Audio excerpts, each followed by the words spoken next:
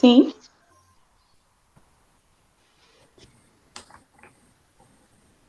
Tá aparecendo aí? Tá. Beleza, Alexandre. Então, dando continuidade, eu tinha falado aquele dia da datação, falei até a respeito dessa caverna Chiquihuite, que é aquela caverna do México, e faltaram as imagens. Esse é o conjunto de dentes de uma criança, que eu já havia falado no texto anteriormente, que é datada de 24 mil anos.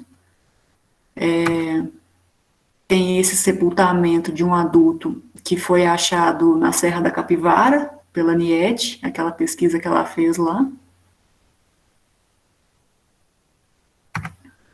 E essa aqui é uma imagem do rosto de Luzia, mostrando claramente os traços negroides dela.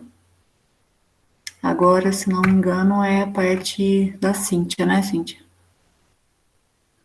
Na verdade, era a minha e da Deviane, mas como ela não pôde comparecer hoje, eu vou tentar dar uma explanada da parte dela também. Eu vou começar aqui, tá bom? Tá. Então, gente, boa noite novamente. Como eu havia dito no começo da apresentação na aula anterior, agora a gente vai para além das questões norteadoras do professor Alexandre, né, que ele colocou para a gente. E aí, enquanto a gente desenvolveu o trabalho, eu pensei, sabe, enquanto futura docente, né, sobre como o tema América do Sul é trabalhado dentro do ensino no básico. Aí eu pesquisei em alguns sites, e o site Todo Estudo, né, que consta lá na nossa lista de referência, tem um resumo sobre 2 livros do ensino básico. E aí, se vocês quiserem consultar posteriormente, a gente vai passar a parte escrita e ele vai estar lá direitinho, tá? Mas aí eu vou resumir as informações que constam lá, que deve estar prevista no conteúdo para os meninos do ensino básico. Fala primeiro da localização, né, da América do Sul, que ela se localiza na parte meridional da América e é composta por 12 países independentes, sendo eles Argentina, Bolívia, Brasil, Chile, Colômbia, Equador, Guiana, Paraguai, Peru, Suriname, Uruguai e Venezuela. Fala um pouco também do dinamismo natural, né, caracterizado por cadeias de montanhas como a Cordilheira dos Andes, planícies, né, como a Amazônica, planaltos e serras, como da Patagônia. Fala um pouco também dos recursos hídricos, destaca a vertente do Atlântico Sul, fala do Lago Titicaca e do Rio Amazonas.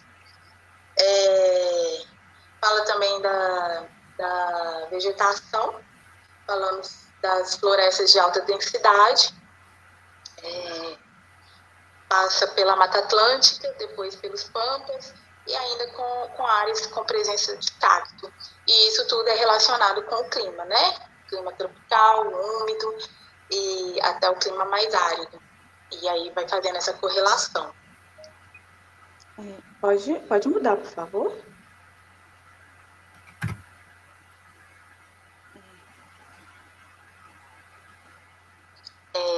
Aí passa, né, para o desenvolvimento e economia, né? Tem essa frase, essa citação, né? Essa citação no texto lá no site Todo Estudo, que é do livro didático, né, de um dos livros didáticos, que diz que o continente americano foi a primeira área da superfície terrestre colonizada e organizada para atender às exigências e aos interesses comerciais do capitalismo que nascia nos diversos estados-nações europeus. Bom, o desenvolvimento da América do Sul, né, se deu desde sempre através da exploração de recursos naturais. No começo da colonização foi ouro, prata, madeira, aí depois veio o cultivo do solo, né, de algodão, de cana, por exemplo, e agora ainda com a extração dos nossos recursos primários, advindo de agricultura, pecuária e de minerais, né? No início, era explorada a mão de obra de escravizados e atualmente, né, nota-se o aumento de uso de máquina no campo. É isso que fala lá, um pouco, né? Fala um pouco disso lá. Sobre a cultura, fala que, apesar da imensa gama de povos aqui, as raízes culturais se fixam, né, nas matrizes indígenas, africanas e europeias, que a cultura tem sido estratégia agora para atrair o turismo e promover um sentimento de pertencimento. Tipo, quando fala-se de Brasil, a cultura do samba, por exemplo, é usada para que o brasileiro se sinta pertencente ao Brasil, assim como o tango na Argentina, salsa na Colômbia. Então, esses traços culturais atraem o olhar do turismo para cá, para a América do Sul. Pode passar de novo? Aí, gente, para concluir aqui, para a gente fechar o trabalho, né, eu queria destacar essa bibliografia complementar, que é a América Latina, Males de Origem, de Manuel Bonfim. Ela data de 1903, essa obra, né? Falar um pouco do autor Manuel Bonfim. Ele era um sergipano, burguês, médico de formação. Quando ele escreveu, ele estava vivendo em Paris, né? E ele deixou essa contribuição para a educação. Eu não sei se ele deixou outros livros, outras obras, para ser sincera, mas aí eu vou falar um pouco do livro América Latina, Males de Origem, né? Ele foi escrito, né, que nem eu falei, lá na França, em resposta a uma provocação feita por um jornalista lá, e aí ele desenvolve um texto para conscientizar que as mazelas que assolavam as populações latinas, os povos latinos, né, não vinham do povo em si, mas antes dos propósitos dos dominadores para com os dominados. Que formou uma sociedade desigual, né? E ao contrário da maioria dos burgueses letrados latinos, né, que cultuavam a Europa, ele vem para quebrar esse padrão. Aí eu vou destacar só o pensamento da terceira parte do texto, pois vem de encontro com a fala da doutora Gabriela na semana passada. Nessa parte do texto, ele fala sobre os países colonizadores não terem condições de se manterem soberanos e livres lá na Europa. E aí eles tentam organizar aqui uma sociedade, só que uma sociedade cheia de desigualdade, né? E aí ele fala também da sociedade como um ser vivo, que sofre, né, com o meio físico, tipo clima, relevo, etc., né, que as pessoas estavam tentando se adaptar a esses fatores, as pessoas que vieram, né, colonizar, e ainda fatores internos, nessa mescla de povos, né, e aí tudo isso envolvido tentando organizar uma sociedade, sendo que lá na Europa eles ainda tinham que enfrentar esse problema de se manterem soberanos e livres, né? Aí ele continua a obra, né? Eu só quero destacar esse pensamento, né, da terceira parte. E aí ele deixa que os atrasos da América vinha da formação, né? Dessa formação, eu não sei nem se eu posso falar esse tipo de coisa, mas as pressas, né? Não foi bem organizada.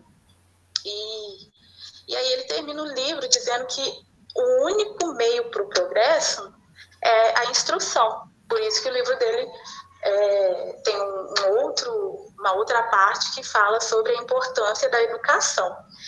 E eu vou deixar uma frase também que ele cita, né, no livro, da Mércia Rossetti, que o pastor não sabe viver senão à custa do rebanho. Ou seja, o poder da nação que colonizou, né, advinha, na verdade, como que eu posso dizer? vinha, na verdade, do rebanho, né? Da exploração dos menores, dos indefesos. E é isso que a gente tem para deixar de contribuição sobre a América do Sul. E é isso.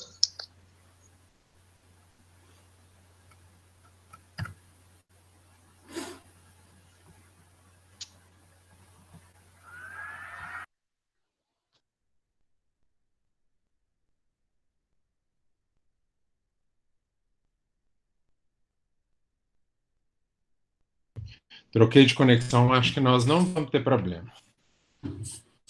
Tá? Se eu puder colocar de novo.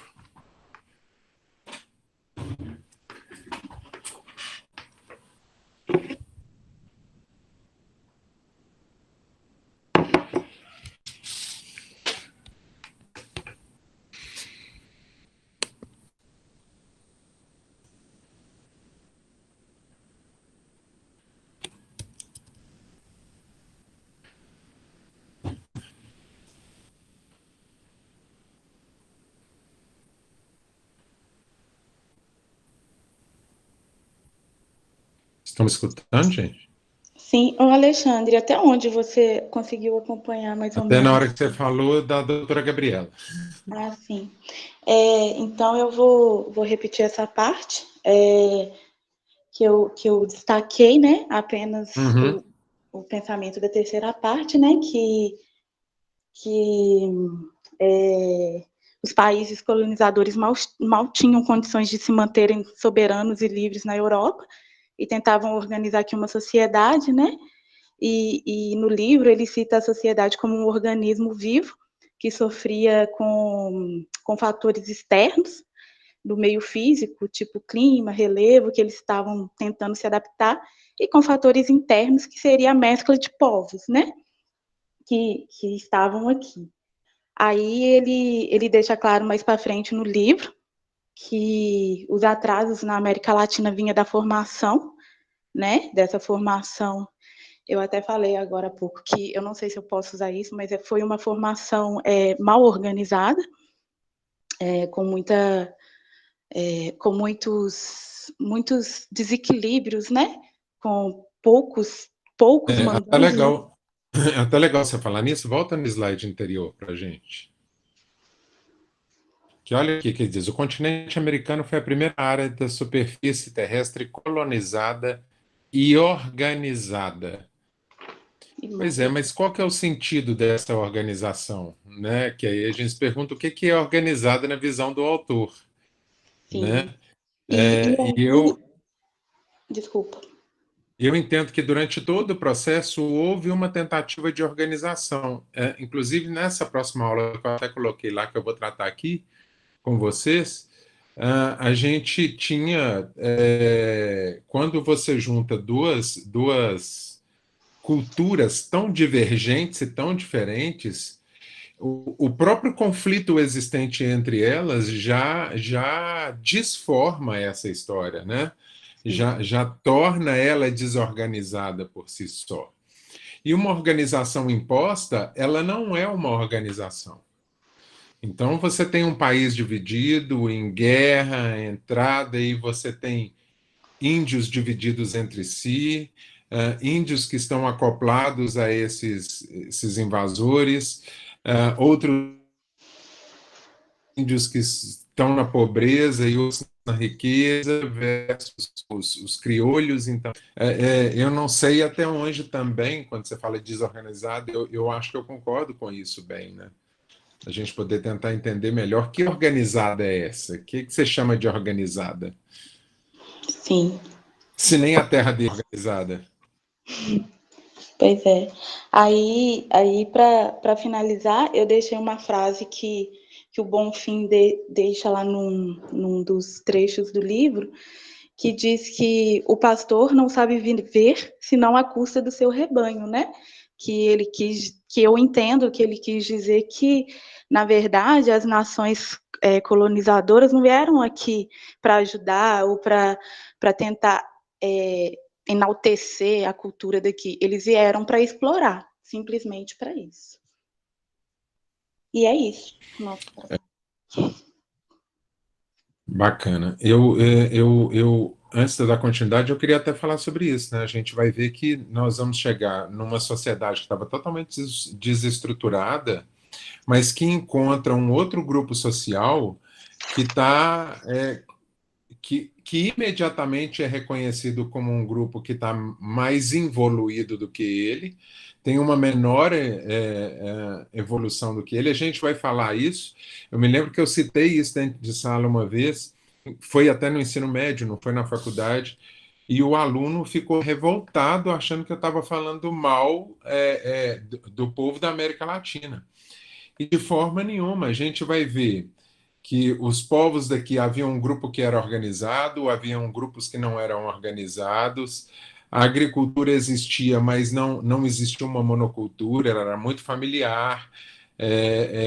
Eu não tinha uma evolução, por exemplo, com o uso de roupas igual a Europa usava, com a armadura, com a pólvora já estava presente, né? A acumulação de capital já era existente nesse período.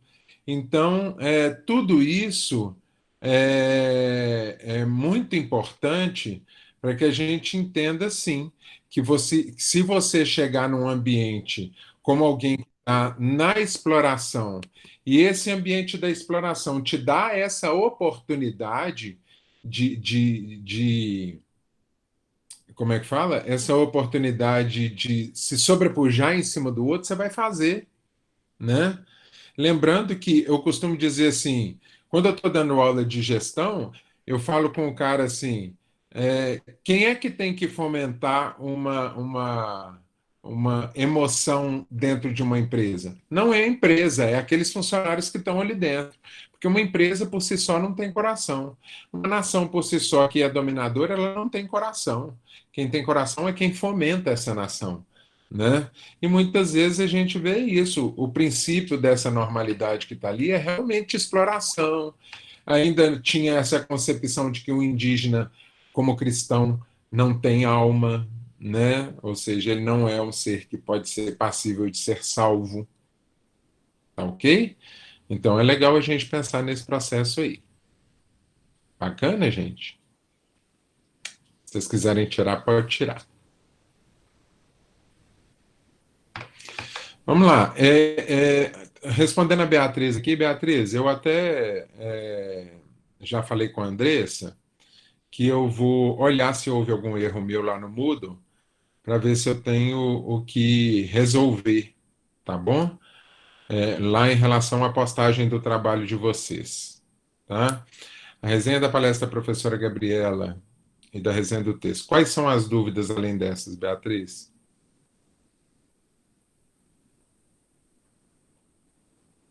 Boa noite. Sobre a atividade da resenha da professora Gabriela, está lá como se você não tivesse postado questões. Eu acho que o modo que você colocou para a gente colocar atividade não é o eu vou verificar tudo que está lá. Eu vou verificar tudo que está lá com calma, com parcimônia, amanhã, tranquilinha, e eu conto para vocês como é que está lá no grupo nosso. Pode ser? Sim, eu entendo. A questão é só porque a gente está achando que a gente perdeu tempo da atividade. Porque também não, gente, fica tranquilo. Olha aqui, nesse momento aí eu estou sendo... Nesse momento eu estou sendo bastante tranquilo em relação às avaliações, às atividades, tanto comigo quanto com vocês. Tá bom? Então não adianta a gente ter desespero. Eu vou olhar a data final. Vocês vão fazer um texto crítico no final aí, que é um texto basicamente sobre a relação de Brasil com a América Latina, para a gente poder fazer uma avaliação maior aí do entendimento do que é essa América Latina, separatismo, união e etc e tal. Mas fica tranquilo em relação a isso. Vou colocar tudo lá, tá, Andressa? Pode deixar que eu vou olhar tudo aqui direitinho, com carinho, amanhã cedo. Tá bom?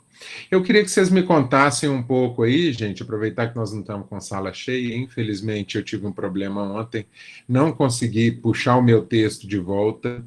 Eu descobri a razão que foi. Eu falei que desde dos anos 2000 isso acontece comigo. Eu vou fazendo o texto e vou salvando, por incrível que pareça, eu acho que eu estava muito cansado, eu não salvei o texto, Eu fiz um texto fantástico sobre a aula que a gente que tem aqui hoje.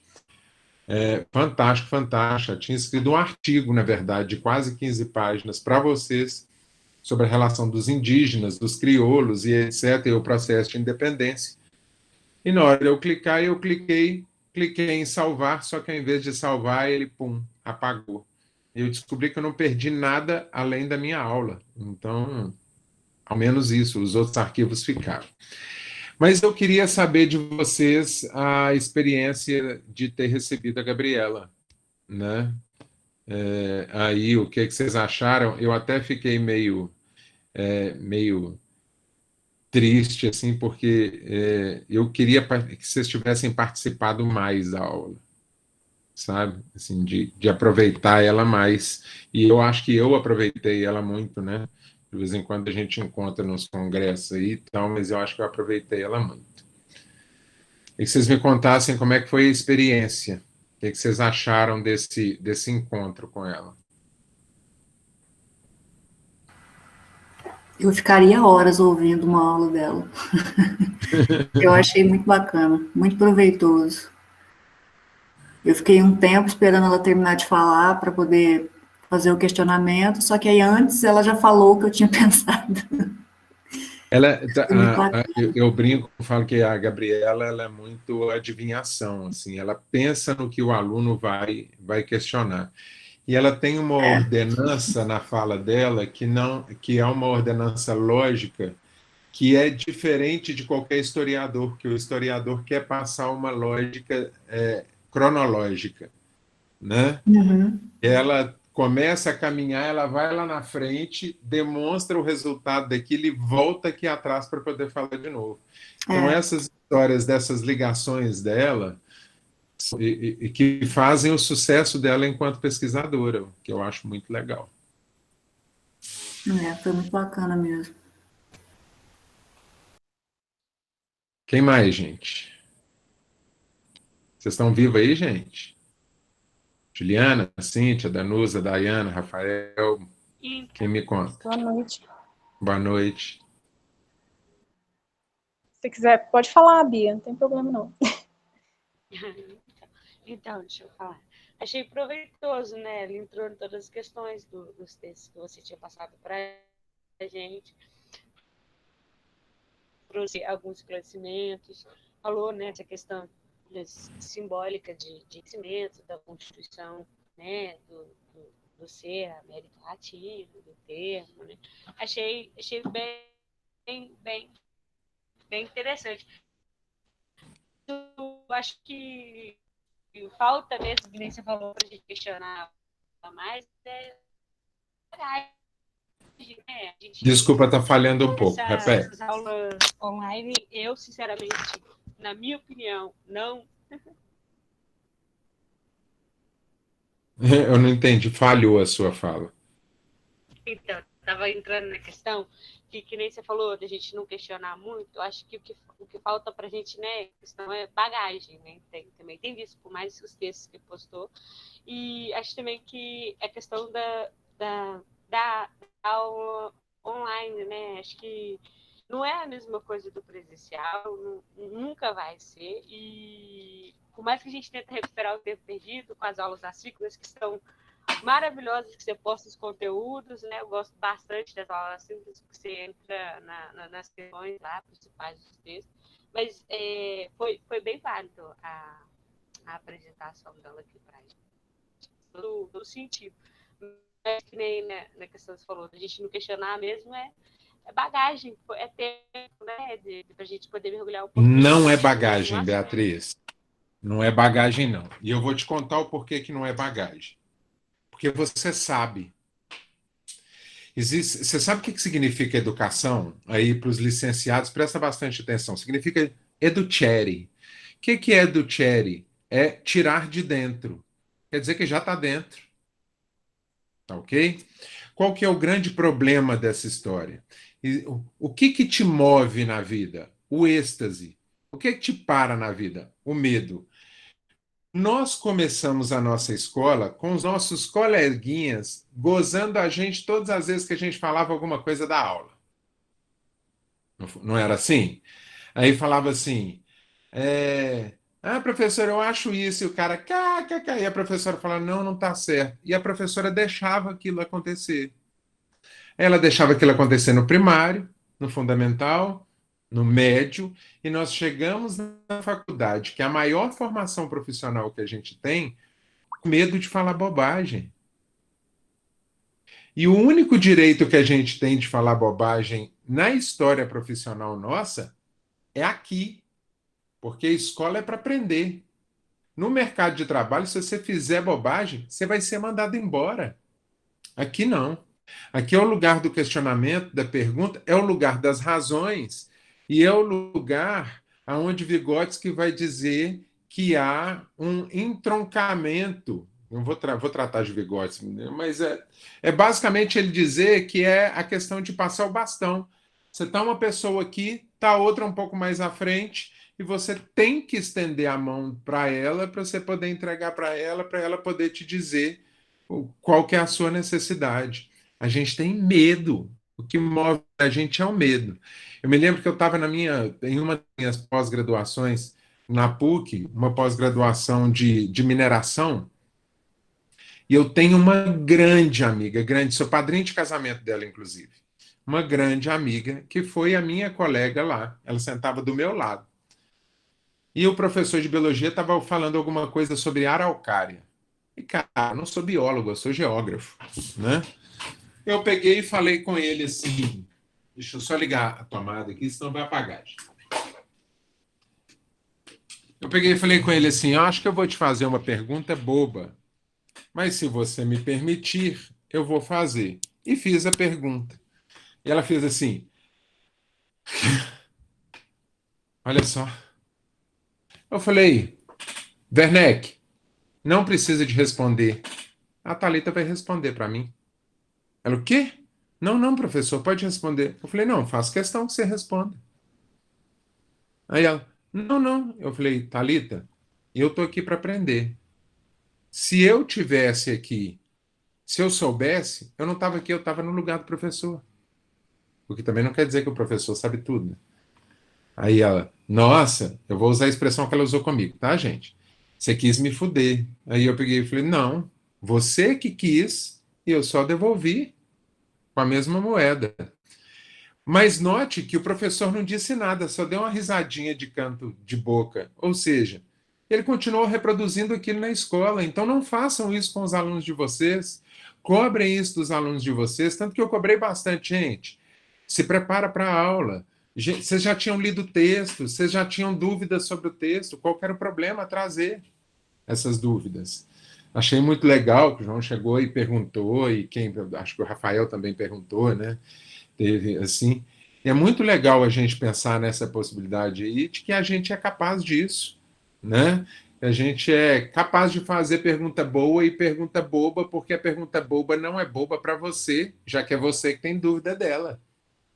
Beleza, gente? Então, pensem nisso.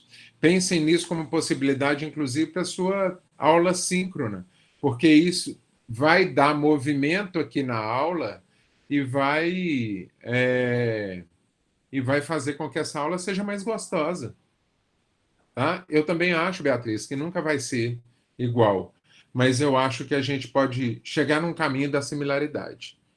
Tá? A gente pode chegar num caminho onde nós vamos nos preparar, vamos achar um ambiente, nem que for dentro do banheiro de casa, ligar lá, ter nossa individualidade para assistir nossa aula em algum momento, nem que for numa praça, no lugar, não sei.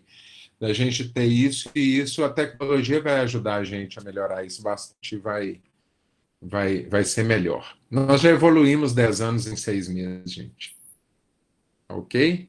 Alguém mais, gente? Todo mundo feliz com a Gabriela? O que o povo está saindo, gente? Vocês estão indo para outra aula, é isso?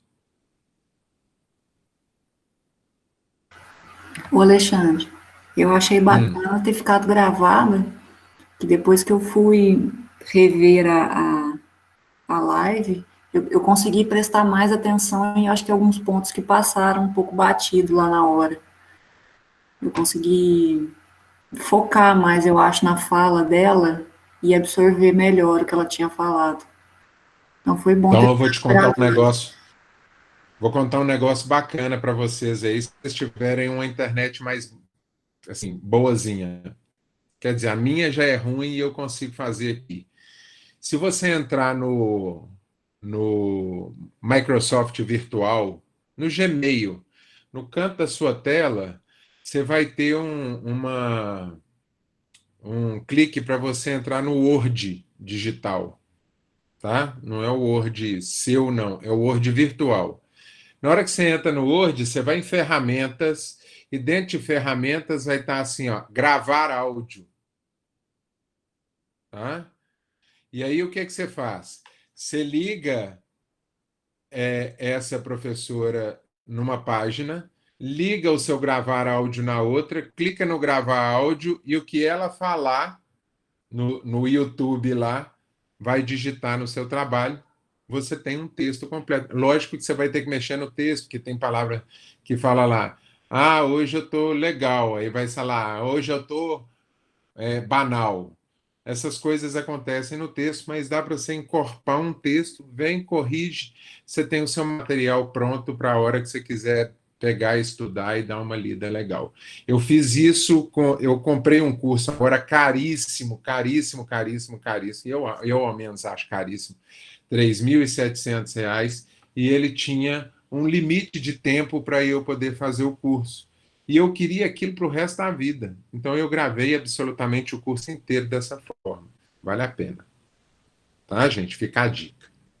Só vamos conversar um pouco aqui para a gente poder tentar entender. Quando a gente falou em invenção da América, tá todo mundo me escutando legal, gente? Para mim, sim. Para mim, tá Beleza. Quando a gente falou em invenção da América, nós citamos pessoas da terra, pessoas da América, uruguaios, argentinos, chilenos, cubanos, que trouxeram uma inflamação a respeito da sua identidade enquanto latino, enquanto seres daquela terra, e começaram a reivindicar isso de forma literária, textual e etc. Não é isso? Começaram a fazer movimentos, e em Cuba a gente teve inclusive movimentos de guerrilhas, com mortes e etc. Não foi isso? Aí a minha pergunta fica assim: quem eram esses caras? Eles eram simplesmente pessoas da Terra? A gente começa fazendo. O que vocês acham? Quem que vocês acham? Pode escrever no texto, pode abrir o microfone. Quem vocês acham que eram esses caras nessa sociedade, nessa América que estava lá?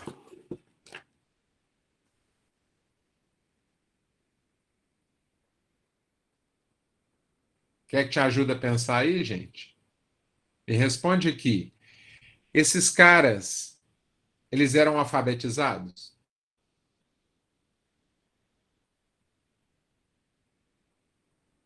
Vou esperar a resposta, gente. Vocês acham que essas pessoas eram alfabetizadas, gente?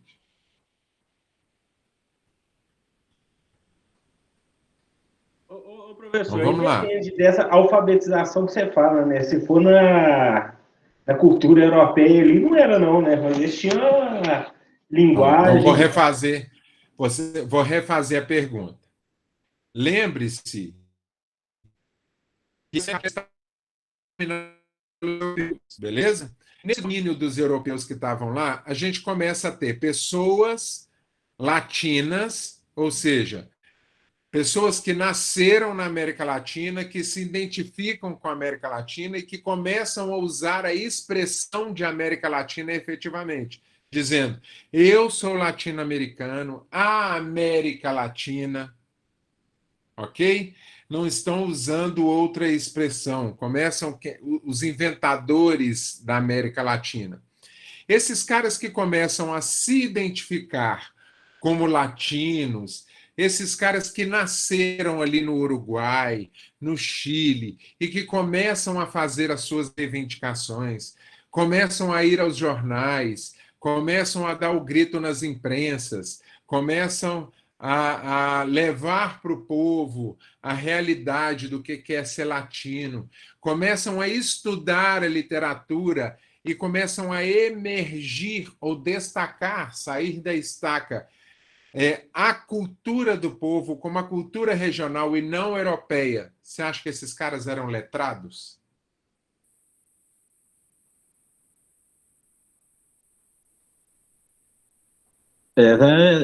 Não sei, deu um nó na minha cabeça aqui, mas Eles tinham que ser letrados, gente. sim, Eram eles que escreviam nos jornais, eram sim. eles que faziam resgate cultural, eram eles que negavam a cultura. Então, agora, Mas vocês eles acham são que letrados, professor?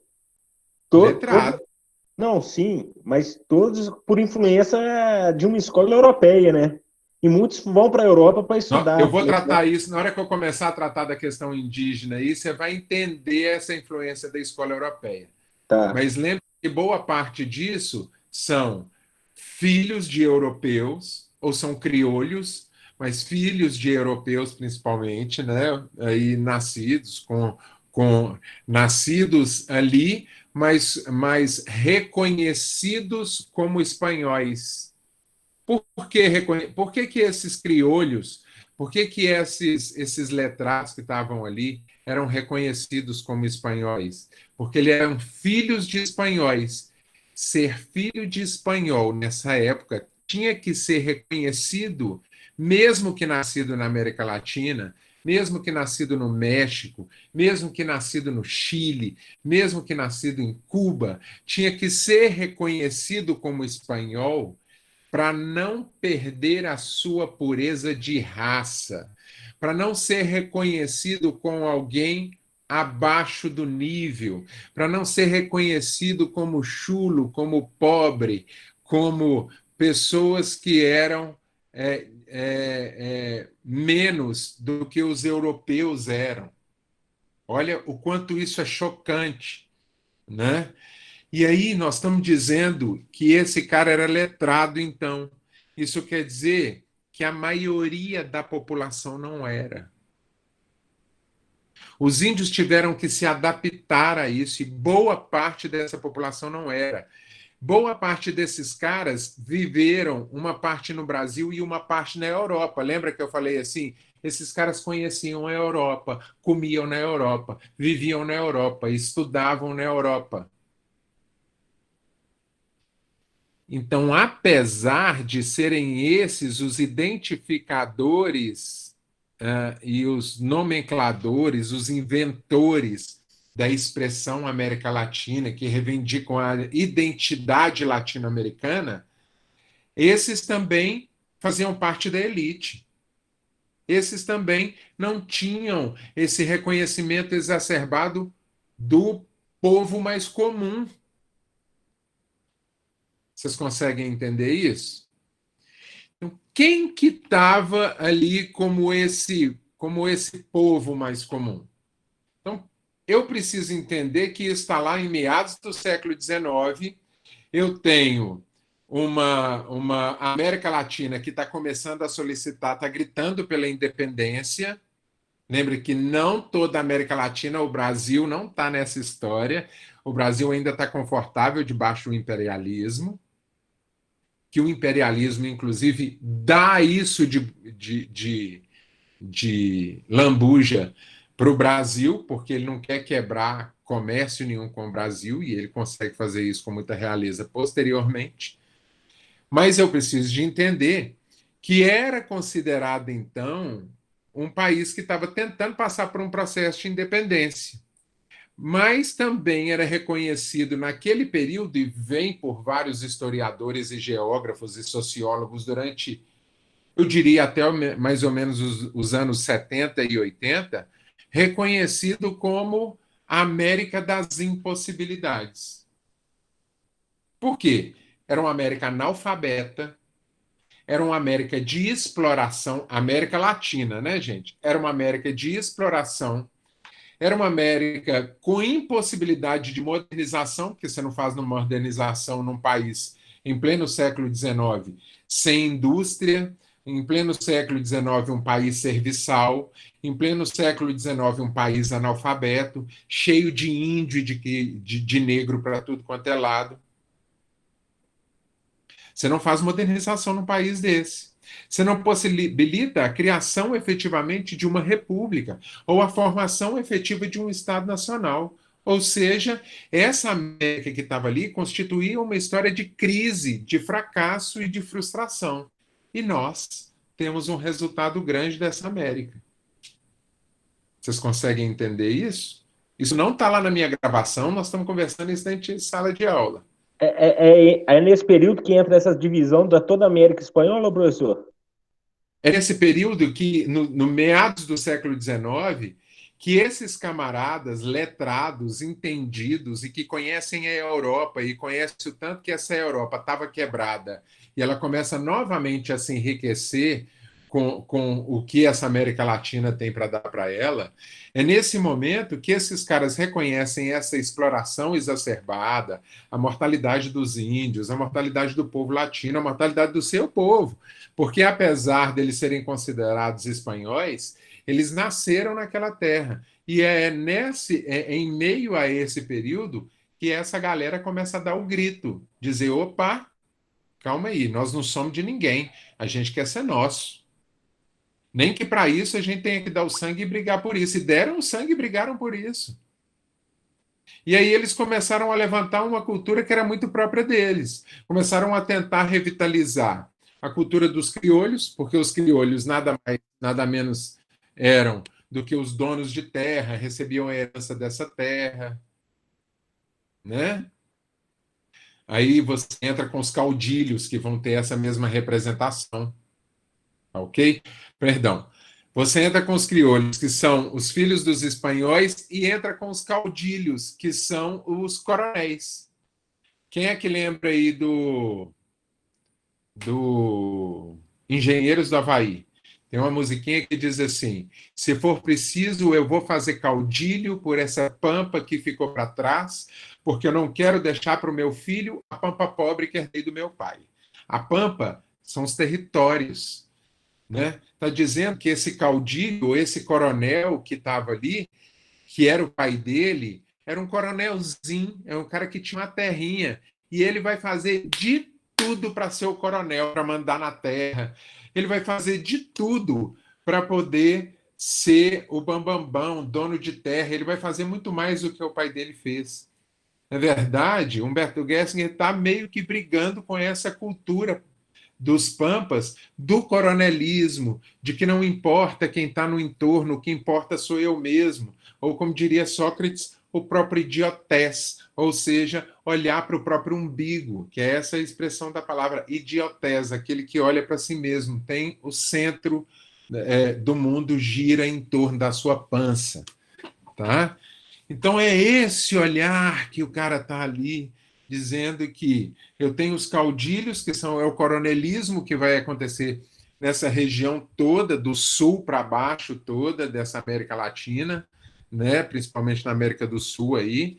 Eu tenho os crioulos, que são os filhos, que vai ser a elite, e de repente esses crioulos, eles começam a ter um outro olhar sobre essa terra, um olhar de quem pode ser independente, que não precisa mais da Europa, que precisa de se reconhecer enquanto cultura indígena, que precisa de se reconhecer enquanto intervenção de uma cultura grega, que precisa de reconhecer os seus povos antepassados, que precisa de fazer um resgate cultural daquele que está ali. Olha que lindo, cara. Entende? É nesse período, então, que vai começar Simão Bolívar despontar? Simão Bolívar ele vai estar um pouco mais à frente, mas no final do século. Vai estar aí uns 40 anos, um pouco mais para frente, mas é um dos grandes responsáveis, espelhamento para o que vem no Brasil, inclusive na década de 20 e 30 posteriormente. Tá? Porque aí a gente tem um processo de independência tardio, um reconhecimento de identidade também tardio, mas também vai ser uma grande representação para outros países que querem também criar suas identidades, fazer os seus próprios núcleos, mas aí o Brasil não estava nessa criação de república, ainda estava debaixo de um imperialismo ainda, enquanto essa república estava sendo reivindicada e formada. Lógico, nós também estamos com um grupo de pessoas que não é o povo, que não são os índios. Só um detalhe aqui, gente, eu queria muito que vocês pensassem nisso, porque depois vocês vão assistir a aula lá e isso vai encaixar melhor no neurônio de vocês. Quando você pensa num peruano, quando você pensa num boliviano, eu acho que você pensa num cara que tem um caráter, numa filmagem, numa ideia, num rosto muito índio, não é? Sou só eu que penso isso ou vocês pensam isso? Não, eu penso assim também, que é característica bem indígena, né? Traços Exatamente. fortes e marcantes, né? Agora, quando você pensa em índio no Brasil, quantos de vocês já viram índio?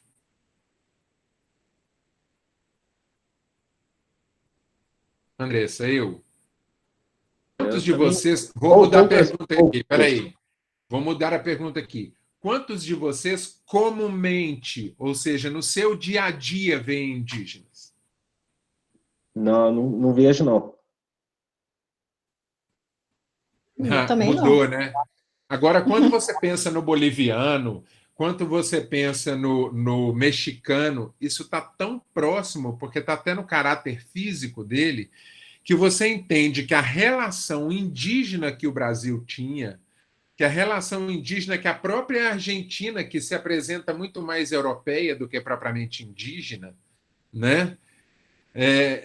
Quando você pensa nesses caras, nessa Argentina que tinha um volume de índios muito menores, uma ocupação territorial indígena muito menor, muito mais vaga, né? Muito mais separada, que não tinha uma formação de organização muito bem distribuída, muito bem feita. E aí, quando você pensa isso em Bolívia, quando você pensa isso em México, quando você pensa, aí você pensa, Alexandre, mas Cuba não tem esse perfil, mas Cuba tem um outro olhar, tá ok? Cuba tem algo muito parecido com o Brasil, que é uma exploração da mão de obra negra extremamente forte. Então, se você for hoje na América Central, como é que fala lá, gente? Me lembra aí o paraíso lá é, em Cuba e em o paraíso lá, gente, na América Central, me lembra aí. Caribe? Caribe. Quando você chega no Caribe, toda a expressão de um turista no Caribe é: caraca, cheguei lá, os caras de lá, tudo negão, 2 metros de altura, fortão, porque herança negra e extremamente forte no país. Tá Mas ok? essa herança também é percebida muito marcante aqui no Brasil também, né, professor? A gente tem no Brasil, As regiões principalmente, bem áreas de diferentes. ocupação extrema, como foi, por exemplo, a Bahia. Exato. Consegue enxergar isso muito mais. E ver que ela está nessa ponteira dessa divisão ali, justamente com essa América, que vai receber uma quantidade de negros maior e etc. Né? A própria região norte também, Eu né? costumo brincar, falo que nós recebemos essa herança até no vento, né? Porque se você olhar a questão da dinâmica eólica do Brasil, o que ela faz? O vento que entra pela Bahia, ele vem da África. Então, isso ajudou os africanos a chegarem à Bahia. Esse vento entra na África, bate no Mar de Morro, faz o barro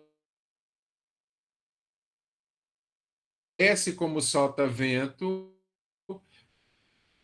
agreste brasileiro, dentro da Amazônia vai fazer a formação dos rios voadores. Se você nunca ouviu falar em rios voadores, pesquise, porque é lindo. Vai fazer a formação dos rios voadores que vão bater na cordilheira e vão ser jogados para o centro-oeste do país. No centro-oeste do país cai essa chuva e distribui água para o Brasil inteiro. É por isso que o impacto do desmatamento da Amazônia é tão severo, porque todo o Brasil pode sofrer com essa história. Tá? Dando aula de geografia no meio da América Latina. Então, É legal pensar isso aí, viu, gente? Então, quando alguém te questionar, Amazônia, você explica. Né? Você precisa da Amazônia para beber água, para poder comer, né? Também. Então, olha a realidade desses caras. Depois, nós vamos ver a presença desses indígenas extremamente forte e como é que esses indígenas foram manipulados. Então, quando você pensar em indígena, você não tem que pensar em indígena na perspectiva monocular, ou seja, o que eu mais discuto aqui com o pessoal, quando eu discuto com os meus amigos de política, que, por exemplo, eu tenho um amigo que é de São Paulo, e que é um cara teimoso com força. E ele fala: eu não vejo isso aqui. E a função do geógrafo é o quê? É quebrar fronteira. Nós estamos falando de América Latina, sua visão tem que ser de América Latina. Quando você pensa em América Latina, que visão que você tem? Tem visão de um povo com perfil indígena. Então, quais são os povos mais importantes a serem estudados como origem? Não necessariamente é o meu asteca e etc. São os povos indígenas e a ocupação indígena desse povo nesse terreno. Então, eu entendo que a gente tinha uma ocupação indígena e que esses indígenas ocupavam o Brasil, que tem uma extensão territorial muito grande, não tão intensa. Eu tenho na Argentina uma ocupação suave, né? Menor quantidade de indígenas, mas eu tenho no Chile uma força indígena muito grande, que posteriormente, mediante o ataque da própria Espanha, eles são empurrados e vão criar uma cultura, no final do século XIX, de gado. A criação da cultura de gado e a criação da cultura de grãos existentes na Argentina é justamente por causa desse empurrar desses indígenas para dentro, chilenos, para dentro desse território argentino. Louco isso, né? Então, quando você pensa nesses povos originários e que eles estão sendo atacados e levados, eles começam a barganhar efetivamente com a coroa diante dessa ocupação de terreno. E como a gente não tinha fronteira armada, nem muro, nem cerca, nem nada disso, essa passagem era relativamente tranquila. E os indígenas começaram a invadir de verdade a Argentina. E invadiram tanto, gente, eu não sei se eu falo isso lá na aula, mas invadiram tanto que o presidente da Argentina mandou fazer uma vala enorme, como quem constrói uma vala em volta de um castelo. Uma vala enorme em volta de Buenos Aires, para que em Buenos Aires não pudesse ser invadida pelos índios e o seu gado ser roubado. Tá ok?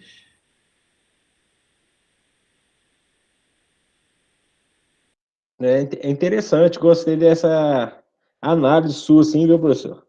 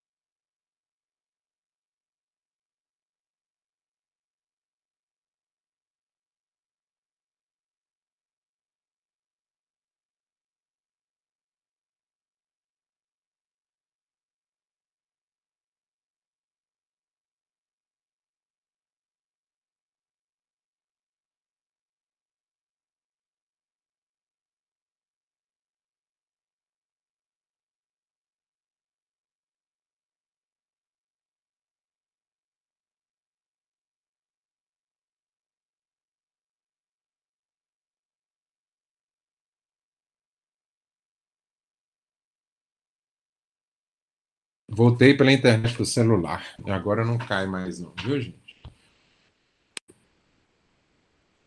Oi, gente. Então, essa ocupação... Agora voltou. O que essa ocupação fazia, então, gente? como criaram uma vala em volta de Buenos Aires, olha que louco. Esses caras pegavam as ovelhas, como chegava e não conseguia entrar com o cavalo, né, para dentro de Buenos Aires, pegavam as ovelhas, matavam as ovelhas, jogavam dentro dessa vala para poder atravessar com o cavalo por cima. E como eles retornavam à noite, faziam isso no final da tarde, para poder atacar à noite. Como voltava à noite, botava fogo na ovelha para saber onde era o caminho de volta. Só que aí a dizimação dos índios foi muito óbvia, né? Porque eles enxergavam o caminho, os soldados também enxergavam o caminho, né? E aí isso era um problema. Então, durante muito tempo, esses historiadores, sociólogos e etc., enxergavam essa América Latina como a América Latina do impossível. Ok? Então, repetindo, você tem que enxergar essa América Latina de acordo com o povo que aqui está. Então, a gente passou a lutar por uma organização estatal. Ok? A gente passou a entender que eu precisava de ter formas diferentes, tempos diferentes. Para quem? Para cada um desses locais, para cada uma dessas regiões que existiam dentro da América Latina. Então, a América Latina não era assim, tem índio para tudo quanto é canto, tem organização para tudo quanto é canto. Quando eu vejo o povo lá, como os astecas, eu falo, eles tinham uma organização social, todos os indígenas eram assim. Não eram. As organizações, elas se davam de formas diferentes, no tempo e no espaço. Ok? Então, por exemplo, a Argentina, ela não tinha um perfil significativo comercial. O Brasil, ele já era efetivamente um país agrícola. O Chile, ele já tinha um número enorme de indígenas, tá? E já tinha uma certa agricultura de subsistência. E o México já vivia de mineração. Ou seja, eu tinha perfis totalmente diferentes de um para os outros. Tá? Agora, como eu tinha uma população chilena que tinha um grande número de pessoas, é importante eu pensar isso também, como eu tinha uma organização chilena com um grande número de indígenas e eu tinha uma Argentina com pouca quantidade de indígenas, como eu tinha uma sociedade chilena muito mais organizada e como eu tinha uma sociedade argentina indígena muito menos desorganizada, a organização estatal, essa organização do Estado Nacional na Argentina, ela se deu de forma muito mais branda com o indígena, porque ele era muito mais forte em ocupação, e ela se deu também de forma muito mais rápida do que na Argentina, porque a Argentina também não tinha tantos representantes. Nota como a perspectiva geográfica aí é tão importante para isso, gente? Então, é essencial a gente pensar nesse processo de independência. Eu tenho um capitalismo, no processo de independência, século XIX, eu tenho um capitalismo que está em voga no mundo inteiro. Eu tenho uma Inglaterra que está extremamente industrializada, muito importante você ler Sociedade Pós-Moderna, do David Harvey, para você entender isso. Todo geógrafo tem obrigação de ler esse livro, tem obrigação de ler, tá ok? Então, você tinha uma Inglaterra, Estados Unidos, França e Espanha que já eram industrializadas e a modernidade nesses países estavam gritando, o humanismo nesse país já estava extremamente presente e a gente lida com essa Europa querendo invadir isso também para dentro da América. Tá ok? Então, precisamos também pensar nessa América indígena, com esses povos originários presentes dentro dessa América, não morreu todo mundo.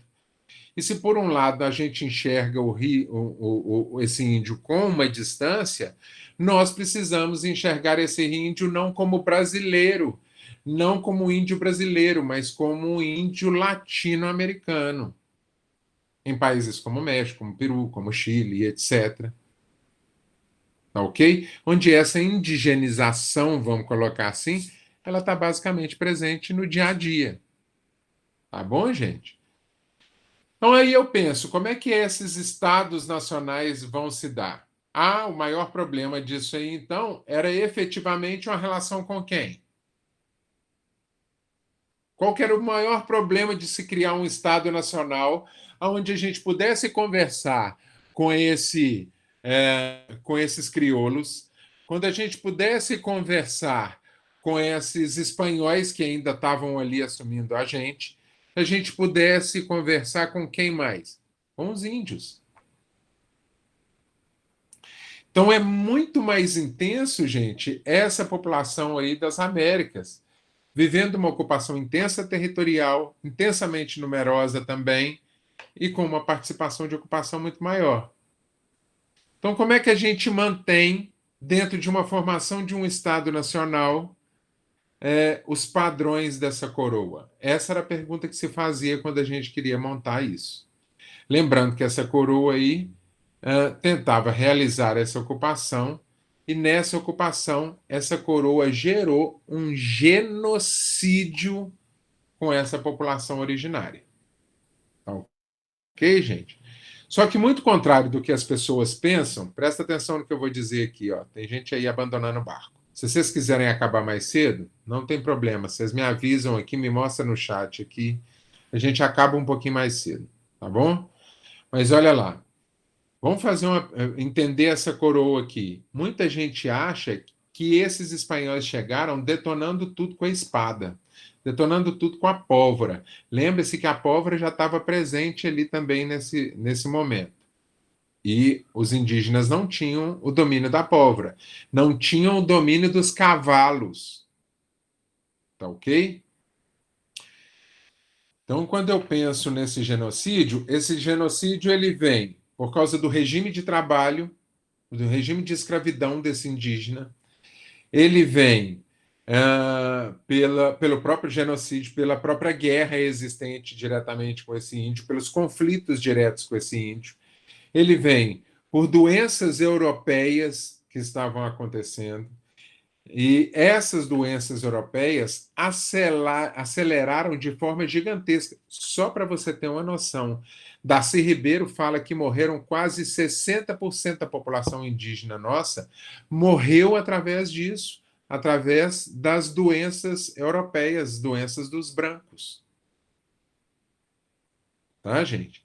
E o negócio era tão gritante que a gente pode dizer que sequer a própria coroa tinha uma referência disso. Tá? Então, quando a Igreja Católica manda lá naquele tempo para poder enxergar o que estava acontecendo no Brasil, voltam os missionários numa Europa que já estava passando por um processo de humanismo, voltam os missionários desesperados, assustados, dizendo: está acontecendo um genocídio lá. E aí o que a coroa faz? A coroa, isso mexe com a Europa, mexe com o cidadão europeu. Os textos são levados de forma teológica, dizendo que quem tem parte com Deus não pode comungar com isso. E isso cai para dentro dessa população que já estava pensando mais no homem, já estava pensando se o índio tinha alma ou se não tinha, se esse índio podia ser salvo ou não. Então, efetivamente, entra em voga aí, mexe com essa Europa, e essa Europa, então, vai trabalhar aí e vai dispor algo muito interessante que está intimamente ligado à nossa geografia, que é efetivamente as chamadas reservas indígenas. Nessas ocupações serão chamados de pueblos, ou simplesmente repúblicas dos índios. Reservas indígenas que estavam efetivamente destinadas... Está todo mundo me escutando, gente? Só para saber aí se eu não estou fora de estação, se eu estou conversando com o computador. Sim. Está perfeito. Tranquilo. Então, nós precisamos de pensar aí que essa ocupação vai dar, de certa forma, um certo conforto para esse índio, se comparado, por exemplo, efetivamente aos escravos. Nesses territórios indígenas que passam a ser agora, nessas demarcações indígenas, nessas reservas colocadas para o índio, eles vão trabalhar efetivamente de forma comunitária. Então, eles exercem uma agropecuária sustentável, né, e que é coletiva.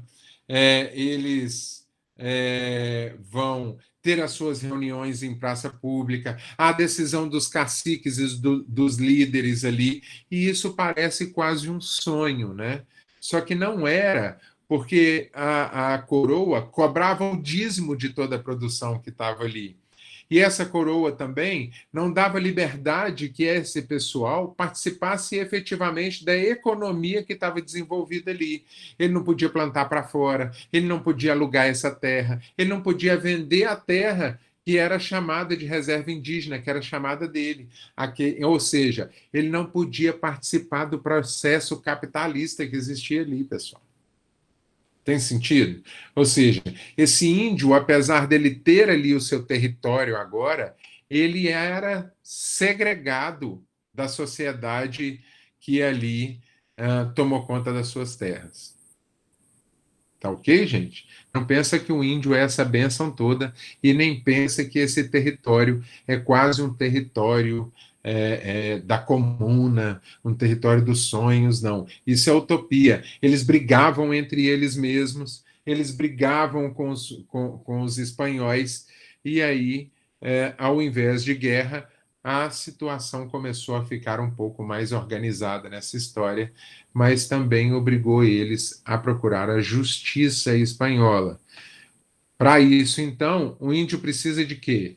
Entender os seus direitos, entender os seus deveres, precisa de começar a falar o espanhol para poder se comunicar com a coroa e com a justiça, precisa de aprender a escrever cartas, e a gente tem histórias bem interessantes a respeito disso aí. Tá ok? Então, nesse século XVI ali, a gente tinha uma perda extremamente forte desse povo, e com a criação dos pueblos, até o século XVII, a gente tem um renovo dessa população. A gente ganha de novo, demograficamente, uma população indígena com mais força, um pouco mais organizada, um pouco mais nesse entendimento aí. Tá ok? Só que os tempos vão passar. E lá no século XVII, XVIII, eu começo a ter de novo rebeliões indígenas que vão brigar dentro dos próprios tribunais. Nessa história aí, então, gente, a gente já tem índios efetivamente com a cultura exacerbada europeia. Algo muito legal da gente contar aí para vocês é que boa parte desses índios foram reivindicar suas hierarquias à coroa. Eu era líder, cacique, a minha família também é real, eu quero regalia por causa disso. Então está pensando que a comuna para eles estava legal. Não, eles queriam a parte deles nessa história. Então vários índios foram negociar com a coroa essa herança indígena. Várias famílias também que faziam parte desse abastamento que existia ali, fez a mesma coisa, foi atrás e disse, opa, eu quero minha parcela do bolo nessa regalia que tem dessa coroa. E a coroa deu.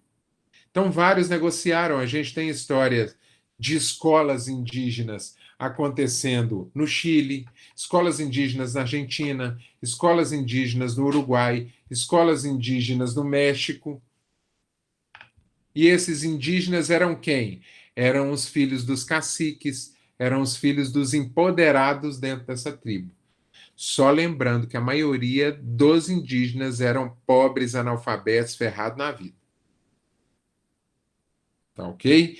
Então, essa regalia também existia dentro de um povo para ele mesmo. Então, vocês vão ver lá na minha aula síncrona algumas fotos que eu mostro demonstrando esse tipo de questão aí. Tá ok? Então, nós vamos na nossa próxima aula aqui. Eu vou gravar essa aula hoje ainda, ou seja, enquanto você estiver dormindo, eu estarei aqui até umas 2 horas da manhã. Eu vou gravar falando um pouco sobre esse Brasil. E vou deixar para vocês uma orientação de um texto, para vocês criarem um texto, falando sobre a concepção científica de vocês a respeito do que é esse Brasil no meio dessa situação toda. Eu tenho uma América Latina buscando a sua república, buscando a sua independência, enquanto eu tenho um Brasil que está debaixo ainda desse imperialismo, que ainda não teve a sua libertação, que pede a sua libertação de alguma forma e que posteriormente é libertada pelos portugueses de forma amistosa. Tá ok? Por quê? Porque o português, inteligentemente, achou melhor não brigar com essa galera. Achou melhor ir devagarinho e conseguir usufruir, continuar usufruindo comercialmente desse país. Ok, pessoal? Tranquilo até aí? Dúvidas? Não, tá tranquilo, professor. Todo mundo feliz? Fechado, então? Tranquilo. Então, fica atento a essa aula que eu coloquei lá. Eu vou colocar outra aula sobre a realidade do Brasil e vou um pouco sobre a realidade do Brasil. É uma aula chavão para você pensar em que Brasil é esse, tá? Que país é esse, como diria a música. E aí você vai constituir um texto para mim que vai ser que Brasil é este América Latina, com cunho científico, tá ok, gente? Sem achômetro. Que Brasil, ele realmente faz parte, não faz parte? Que história é essa dessa América Latina? Por que o Brasil não se reconhece quanto América Latina? Por que a América Latina? Tem 5 perguntas para você explorar no seu texto lá, que vai te ajudar bastante. Beleza? Diga amém? Beleza, professor. Tá joia. Concordado, então. Amanhã eu dou um retorno para vocês em relação ao restante. Tá joia? Em relação aos trabalhos que estão lá. Vou liberar vocês um pouco mais cedo aí para vocês descansarem. Beleza? Boa Obrigado, noite. professor. Boa noite aí. Até mais. Obrigado, gente. Valeu, valeu.